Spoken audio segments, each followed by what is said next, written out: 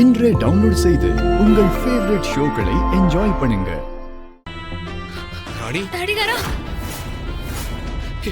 ராணி உனக்கு ஒண்ணும் இல்லல்ல? தாடிகாரா உனக்கு ஒண்ணும் இல்லல்ல? எனக்கு ஒண்ணும் இல்ல. அப்பா சித்தார்த், உனக்கு ஒண்ணும் ஆகலையே? எனக்கு ஒண்ணும் இல்ல தாத்தா. அந்த ரவுடி ராணியை கொல்லணும்னு வெறியோட உள்ள வந்தான். அதான் எனக்கு ரொம்ப டென்ஷன் ஆயிடுச்சு. ஐயோ தாடிகாரா, உன் நெத்தில ரத்தம் வருது பாரு.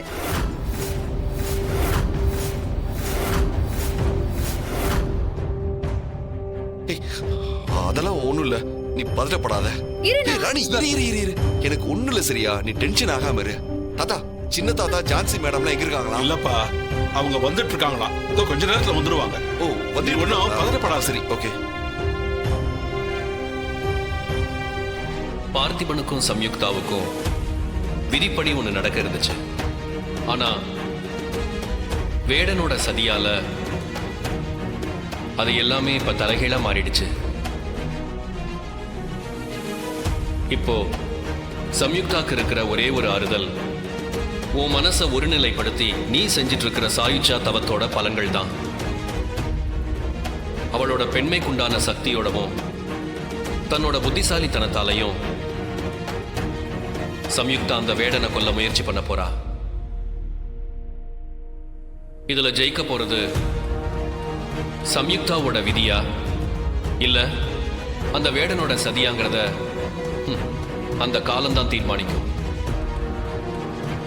என்ன தடைகள் உன்னை சூழ்ந்தாலும் உன்னோட தவத்தை மட்டும் நீ கைவிட்டுறாத.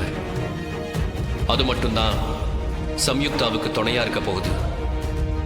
கண்டிப்பா என்னோட தவத்தை நான் விட மாட்டேன். இவ்ளோ தூரம் என்னோட தவத்தை நான் சரிவர செஞ்சிட்டு இருந்தது உங்களால மட்டும்தான் பரமேஸ்வரா. அதுக்கு ரொம்ப நன்றி ஈசனே. ஓம் நம சிவாய. பார்த்திபா, 1000 வருஷங்கள் கழிச்சு உங்களை நான் இந்த கதையிலயா பார்க்கணும்? உங்களை இந்த நிலைமைக்கு ஆளாக்குன அந்த வேடனை எதிர்க்கிற அளவுக்கு என் உடம்புல வலு இல்ல. ஆனா அதே நேரத்துல அவனை சூழ்ச்சியில வீழ்த்துறதுக்கான புத்திசாலித்தனம் என்கிட்ட இருக்கு. பார்த்திபனோட காதலியா கடைசி வர வாழ்ந்து இறந்து போறதான் நான் பெருமையா நினைக்கிறேன். ஆனா நான் கல்யாண பொண்ணு மாதிரி அலங்காரம் பண்ணிக்கிட்டு அந்த வேடன் கழுத்துல நான் போட போற மாலை இறந்த ஒரு பொண்ணுத்துக்கு போடுற மாலைக்கு சமம். சந்திரனும் சூரியனும் சுக்கிரனும் நேர்கோட்ல சந்திக்கிற பௌர்ணமி ஆரம்பிச்சிருச்சு. இந்த பௌர்ணமி நடுஜாமத்துக்குள்ள அந்த வேடனை நான் கொன்னுட்டேன்னா என்னால திரும்ப உங்களுக்கு புத்துயிர் கொடுத்து உயிரோட வர வைக்க முடியும். அதுக்கப்புறம் நாம சேர்ந்து வாழ்றத யாராலையும் தடுக்க முடியாது. நான் செய்ய போற இந்த காரியத்தை வெற்றிகரமா செஞ்சு முடிக்கணும். அதுக்கு உன்னோட ஆசீர்வாதம் வேணும் பார்த்திபா.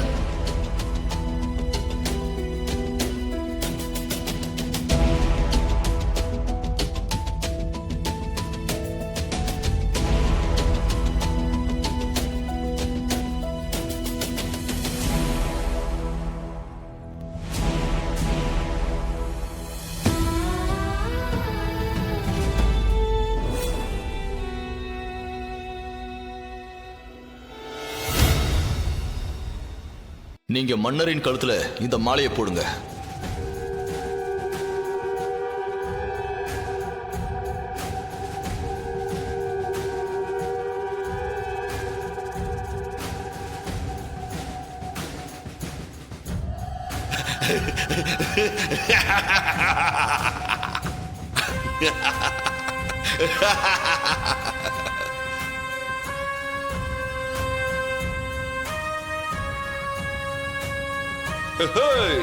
என்ன ககுபரே, உன்னுடைய சந்தேகம் தீர்ந்ததா?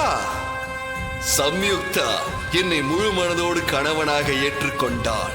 இனிமேல் நீ எனக்கு என்ன மரியாதை கொடுக்கின்றாயோ அதே மரியாதையை சம்யுக்தாவுக்கும் கொடுக்க வேண்டும். உத்தரவு மன்னா. இனி நீங்க சொன்னபடியே நடக்கட்டும். இந்த வேடனுடைய ராணி இவள். இருந்தாலும் என்ன இருந்தாலும் என்று இழுத்துக் கொண்டு இருக்கின்றாய். நீ எதை சொல்வதாக இருந்தாலும் நேரடியாக விஷயத்தை சொல்ல. சகடகால் போல் இந்த திருமணம் நடந்தாலும் அதை இன்னும் என் மனதால் முழுமையாக ஏற்றுக்கொள்ள முடியவில்லை.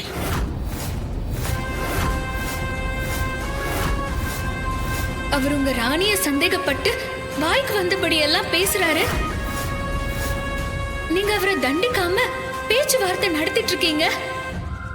என்ன விட அவர் உங்களுக்கு முக்கியமா போயிட்டாரா? யோ சம்யுக்தா, உன் கண்களிலிருந்து வரும் ஒவ்வொரு துளி கண்ணீரும் என் ரத்தத்திற்கு சமம். அழாதே சம்யுக்தா, அழாதே.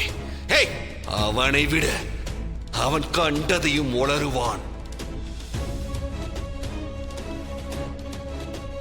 நீ என் உயிர். நான் உன்னை சந்தேகப்படுவேனா? உனக்காக நான் 1000 வருடங்கள் தவம் இருந்திருக்கின்றேன். சரி, இப்போது நான் என்ன செய்ய வேண்டும்? நீ உத்தரவிடு, நான் அதை அப்படியே செய்கிறேன்.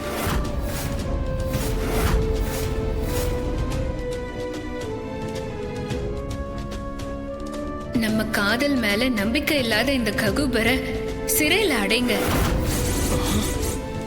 அவருக்கு எப்போ என் மீதோ நம்ம காதல் மீதோ நம்பிக்கை வருதோ அப்போ விடுதலை செய்யுங்க. அவ்வளவுதானே? இதோ இப்போதே உன் கண் முன்னாடியே இவனை சிறையில் அடைக்கிறேன்.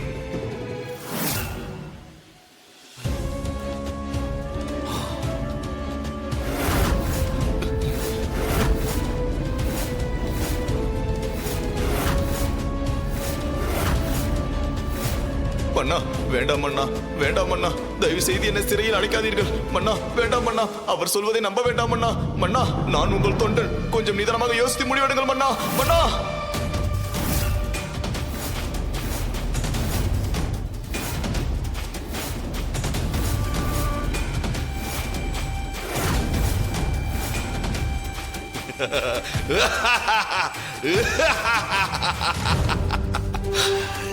என் ராணியை அவமதித்த குற்றத்திற்கு இதுதான் உனக்கு தண்டனை.